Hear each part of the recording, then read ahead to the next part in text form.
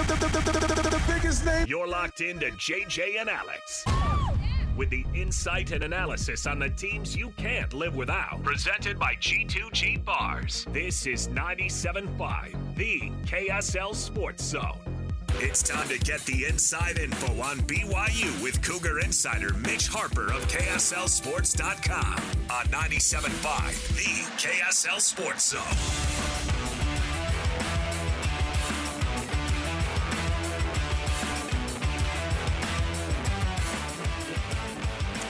All right, everybody, welcome back. JJ and Alex, 97.5, the KSL Sports Zone. Thanks for hanging out with us today.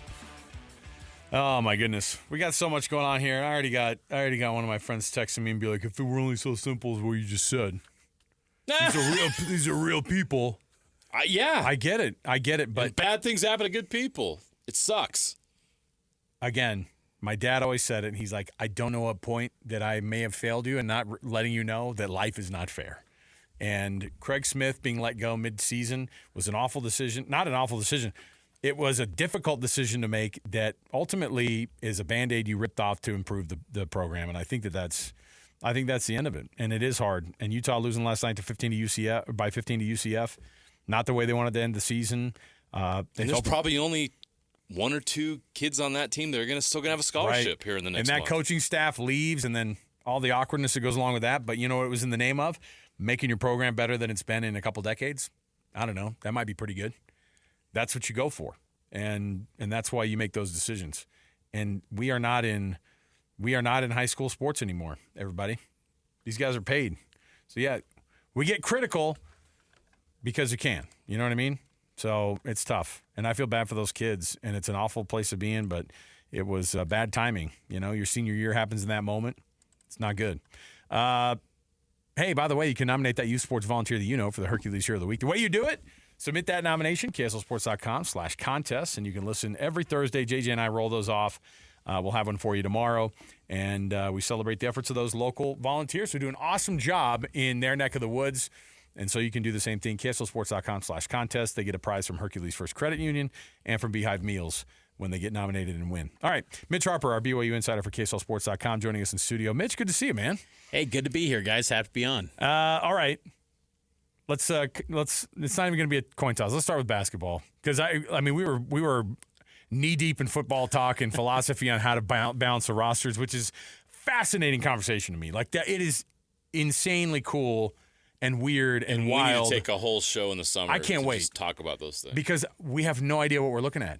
And even though it's trying to be regulated, good luck trying to regulate all those things. And so we're going to see stuff happen, and you're going to see some guys get real creative because, like we said before, if you think that this is a fair situation, it is not. If you are cutthroat and ruthless and you want to be unfairly given an advantage, you will do it. And you'll say sorry later as long as you have a national championship up.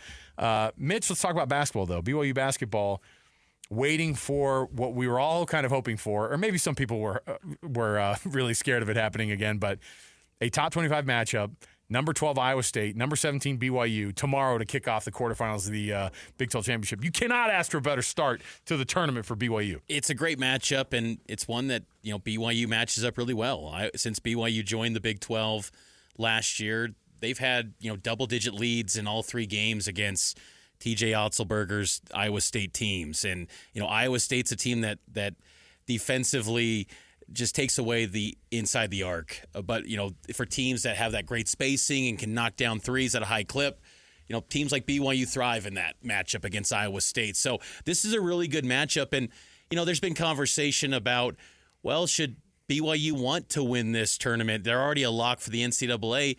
To me, you want to go win it because you got a chance to go hang a banner, something that you haven't done at BYU since 2011, and even Jimmer's years. You didn't win a conference tournament. You haven't done this in 24 years. 2001, Mitch, right? When the last time they won, wasn't that in Vegas? Yes, McKelly Wesley. That was Terrell 24 years ago. Yeah, they've only won 3 conference tournaments, and I just think that because no matter what happens in the NCAA tournament, you'll always be a remembered team by being maybe the first to one, win a Big 12 title, but then to bring a conference tournament title for the first time in 24 years. So go win the thing and continue, as Kevin Young talks about, stacking the days, stack them up and go into the March Madness with a ton of momentum when they're already in that place. But I just think you should go out and go to try to win the thing. So do it a little further on that. What is at stake for BYU over these next 3 days if they're able to get hot and go on a run?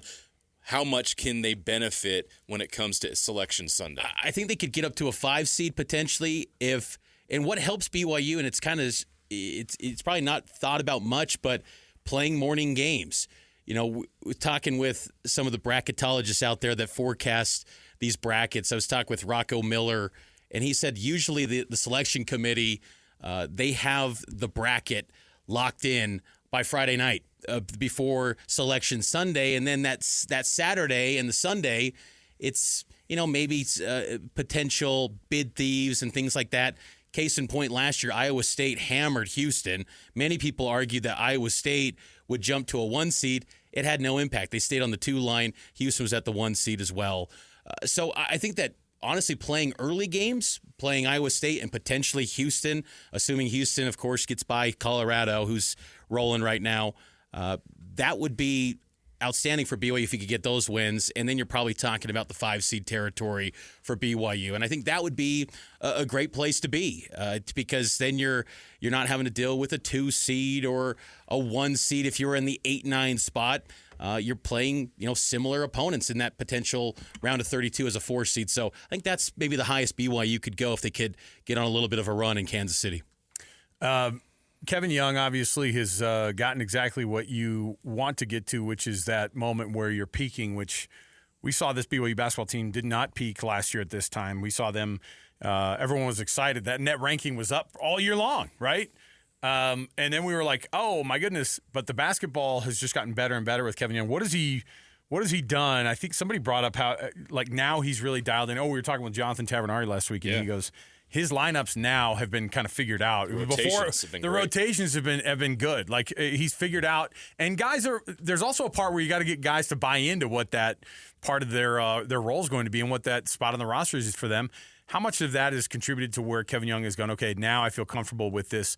I mean, they feel good with 9 or 10 dudes that they're rotating in and out of these games. They do, and I think in a strange twist, it maybe helps a little bit that Cannon Catchings is a little bit banged up, and I say that lightly just because it's just one less guy. BYU's got so many options that they feel like they can. Any one of those 9-10 guys could emerge as the featured guy on a given night. Against Utah, it was Dawson Baker, who had gone more than a month without scoring in double figures, and he emerges with a 15-point effort. So I think that, Kevin Young, I think, has also had, the chance to navigate college basketball and understand maybe the flow, the style of play, the officiating in college basketball. It's just completely different than the NBA. It's really a different game than the NBA. It really is. And I think that was a little bit of a learning curve for him. I mean, case in point would be going back all the way to December when they played Providence. They were trying to just one-on-one hero ball with Yegor Demon, and that was not working. This is not Kevin Durant. You still got to have a great collection of players in a team, and they've done a good job of that. And I think what's been probably the most impressive aspect is that, expanding the rotation, you go, once the season is over, you've built a team where everyone felt like they got theirs. And I think that's a unique aspect to this team where, most teams you look at by this point, you go, okay, that guy, he's probably portal bound because he hasn't done anything. I don't look at anyone on this roster, the top of the rotation, say they would be a lock to go portaling because they've had significant moments this season. And I think that's, a testament to Kevin Young and the confidence he's instilled in everyone and the opportunities he's given everyone every single game. BYU had a great year last year, their first year in the Big 12. But I don't know if you remember, Mitch, I think I said to you in the first half of that Duquesne game, is like, here we go again. This doesn't feel right. You could just sense and feel that this something was wrong and something was off with the team. I guess they were, I don't know what it was, if they were tense or whatever, but it was like a here we go again moment. My question for you is, why would this year, what's different about this team this year that's going to be or allow them to have better NCAA tournament success than the past regime? I think they're a more physical team. Last year, remember that second half against Duquesne? I think it was their they got pushed around by Duquesne. Fuseni Trame. I remember Noah Waterman was battling Trame, and Trame just basically picked him up and slammed him, got a technical, and said, "You're not going to get us." Like, it was basically a tone setter for the rest of the game that you might try to throw that punch, but we're going to throw even more at you. Wow. So I think that BYU is a more physical team this year. I know that they've struggled against teams like an Iowa State that pressure a lot and are really physical with their defense. They had 29 turnovers against Iowa State last meeting in Ames, but their physicality with Foose and Keba Keita, that's, I think, a difference compared to last year. And I think that, too, that this team just believes that they've got a lot more confidence because it's not just simply live and die by the three. There's a lot more nuance, a lot more ways to win a game for this BYU team. I mean, every single night throughout this 8-game win streak, it's been a different makeup of how they've found a way to come up with a victory. The last 2 games, they've had some bad starts offensively, but the defense has shown up. Against Arizona, the defense was non-existent, but the offense was lights out. They just find different ways to win, and I think that Kevin Young is also he is more than willing to just change up lineups. I mean, that last meeting against Iowa State, he played 9 guys in the first 4 minutes of action. He was just trying to find a lineup that could hit a shot early on because they couldn't hit anything. Most coaches feel like you've got to play this guy because you got this X amount of NIL money committed to this guy. Kevin Young's got full autonomy of this program. He treats them like pros, and if something's not working, he's going to change it up. And I just think that his communication style has been really effective with this team, and everyone's bought in. And so I think that's what creates the momentum for BYU heading into the postseason. And even though the Big 12 is down this year compared to last season, they have been battle tested by a lot of different styles of teams with this national reach of the league. I think that's also prepared them well for the NCAA tournament because you just see so many different styles in this conference that I think it better prepares you for the postseason. I think fans, at least during my time, like as a student at BYU, and then even up till probably even last year, there was a sense of this too, where it's like you made it to the tournament, you had a nice 6 seed too. That's fun, and it always felt like that was the standard. Like, just get there. Please just get there. And after that, whatever you do, that's great. Obviously, the Jimmer year, and you think about that last Sweet 16, appearance that they had and the whole Brandon Davies thing and, all the stuff that swirled around with that, the missed free throws against Florida that could have got them to the Elite Eight. Those things keep BYU fans up. What's the reality of, like, what an expectation should be for this team going into the actual NCAA tournament? Round of 32. I know that Cougar fans probably thinking, oh, Sweet 16, maybe Elite Eight. They're the hottest team in college basketball. Again, round of 32. This is still year 1 for Kevin Young, and I think that they believe they can make something deeper. But if you can just get one win, I think that's got to be a successful year. You get less than that, I think that's a little bit of a disappointment. Yeah. So get to the round of 32. You haven't done that since Jimmer. It's been 14 years. These games are hard to win, even if it's a Drake or a Liberty is what's been forecasted in some of these brackets. Is that the one out in Providence then too they were talking about? Potentially. As well? You know what the thing is that's interesting too is, BYU hasn't beat a single-digit seed in the NCAA tournament since 1993. They do not have success in this tournament. But Kevin Young, I think, has given the confidence to the players, the coaches, the fans, that they can achieve stuff that they haven't experienced before. He's already done it off the court with the recruiting wins. He's doing it on the court, taking down teams like Arizona and the McHale Center, taking down Iowa State and Hilton Coliseum, great venues in college basketball, hammering Kansas by 34. He's doing things that people could never dream of BYU doing. Now it's delivering in the postseason, but just getting one. I think that's got to be, what would be viewed as success, and then the rest, just see how it plays out from there. So, who did they beat? Who were the 2 teams they beat in the? I know Gonzaga was one of them. Wofford was a 14, and then Gonzaga was an 11. And Gonzaga won their first round game as 11 seed. They beat St. John's, who was a 6. And that was in Denver. But, yeah, you got to – The year before that, they beat Florida, who was the 10 seed. Right. Yeah, you got to go back to, 93 when they beat, I think it was SMU or Virginia in the Huntsman Center. It's been a long time. Isn't that crazy? Since they beat a single-digit seed. Yeah. So if you can get to that 5-6 territory, that'd be a huge win for BYU in the seed line. and it sets up that they can maybe make a run. And I think that this team and the coaching, I think the in-game adjustments too. I was talking with Yegor Demon this week, getting ready for the Big 12 tournament, and he just highlighted how this experience at BYU has been everything he hoped for.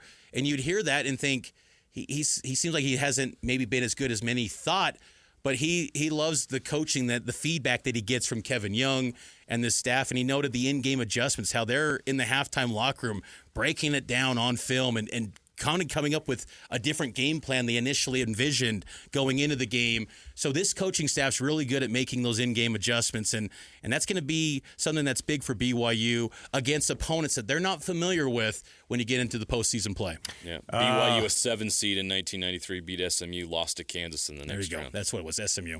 Wow. By the way, BYU fans, just let me help you remember where you're at here. Producer Alex, relax. Come on, we got this. We got it. Come on, we got it. How about like the idea of where you were? Mark Few just won his 20th WCC tournament. They've been in it 28 straight years. Then they've now been to the tournament 25 or 26 straight years. 26. Picture where your life is now. Okay, you could be losing to Mark Few last night, or you could be playing Iowa State tomorrow. That's what I'm saying. Like, life is good. I'd rather lose to Iowa State than lose to Randy Bennett. I'll tell you that. BYU basketball has had an impressive glow. Yes. I mean, really, no from doubt. where it's been. Even 18 months ago, people thought BYU would be lucky to win games. I was in that camp in the Big 12. Thought, man, it's going to be tough sledding. Yeah. And then to think that in year 2, you're in the top 4, double bye. It's good times for BYU, and now it's just getting it done in March because, BYU's got a rich history of winning in the regular season, but can you do it when everything's on the line and it's a bracket and it's a win or go home? They historically don't do it, but Kevin Young feels like that guy that gives that hope to BYU. Mitch Harper, BYU Insider, KSLSports.com. You can read all his bylines. He'll even get you some football updates as well at KSLSports.com. Spring football in full effect. Mitch, thanks for your help, man. We appreciate it. Thanks for coming in, man. You bet, guys. All right, we'll come back. We've got more. 4 o'clock, Mike Folta, Utah Hockey Club's radio play-by-play voice, is going to join us. We've got more to go right around the corner. Stay here, 97.5, the KSL Sports Zone.